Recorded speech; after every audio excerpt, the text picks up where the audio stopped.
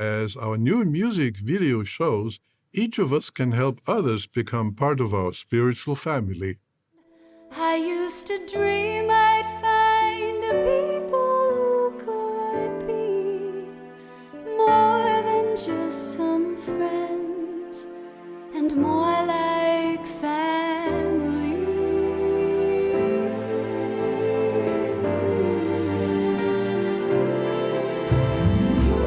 My search is over. I've come to know I've finally found God's people. I feel the love they show. Now I live the dream that meant so much to me. I found more than friends. I found Jehovah's family.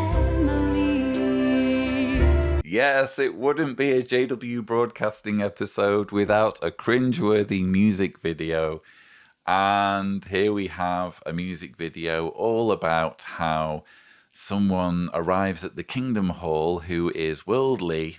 We know they're worldly because they're wearing, shock horror, a leather jacket. Didn't get the memo yet about the very strict dress and grooming regulations that you need to follow when you are one of Jehovah's Witnesses for a religion that's supposed to be all about Christian love and serving God from the heart.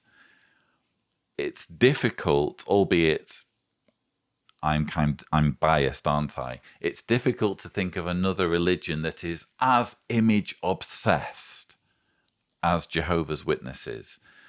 You know, this is a group that judges people on what they wear and how they look. And if you turn up at the Kingdom Hall wearing the wrong thing, or having facial hair in the case of men, or I don't know, if you don't conform to their strict standards, you will stand out like a sore thumb and people will talk about you. We even had a testimonial not so long ago about, I think it was in South Africa, a woman who was studying and was chastised for wearing pants at the meeting. And this became a huge problem because she was attending meeting after meeting wearing pants.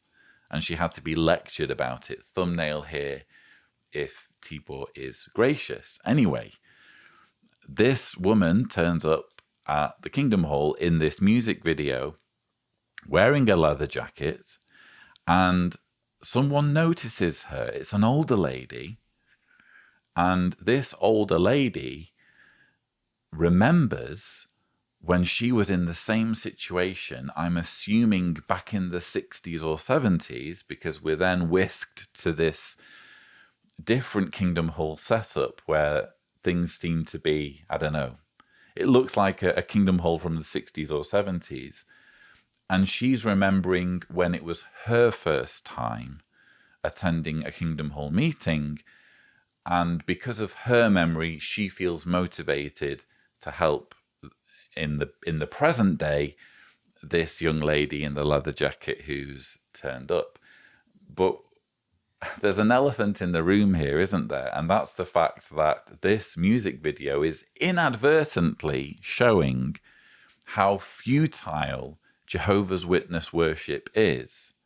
Because back in the 60s and 70s, they were saying Armageddon is coming imminently. In fact, they even had it down to a year. They even had it down to 1975. 1975 is a year of great significance. And you had witnesses selling their businesses and selling their homes and pioneering in expectation of something that never happened. And for years, for decades, there's been this expectation, the end is coming imminently. The end is coming imminently. When I was young, when I got baptized at the age of 11, the teaching was, the end is going to come before the generation of people who were old enough to understand what was happening in 1914, before they die out. That's when Armageddon's going to come. So there's a time limit. and they quietly did away with that teaching only once the passage of time made it impossible.